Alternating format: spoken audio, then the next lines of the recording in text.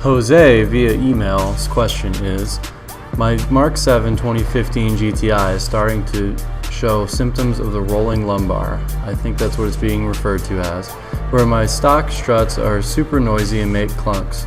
The rear is especially worse, always sounds like there is something loose even after removing everything, lid, carpet, spares, tools. The car has 23,000 miles on it and has had VWR springs installed at 20,000 miles. Do you have any experience with this? Possibly some remedies? I love my car, but every clunk reduces my enjoyment, and I'm not sure if a dealer visit would produce any results. Jose, the Mark 7, when it comes to suspension modifications on that car, first of all, any mileage, when we did our DIYs, which you can find here and here for springs and coilovers, we didn't replace any of the bushings or any of the other stuff because the vehicle was so new. We had super low mileage when we did our suspension install.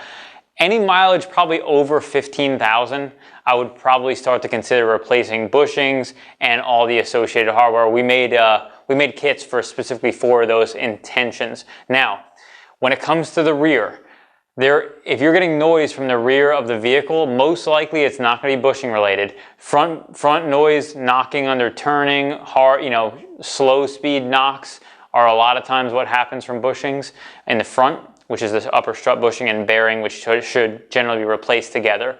If you're getting noise from the rear, first of all, if you installed springs, you probably didn't remove the shocks, but sometimes if you did remove the shocks, the upper shock mount bolts are often to be left loose or could potentially be an issue. Also, if you didn't tighten the nut on the strut down all the way, sometimes it takes a special tool to execute that. That could be loose.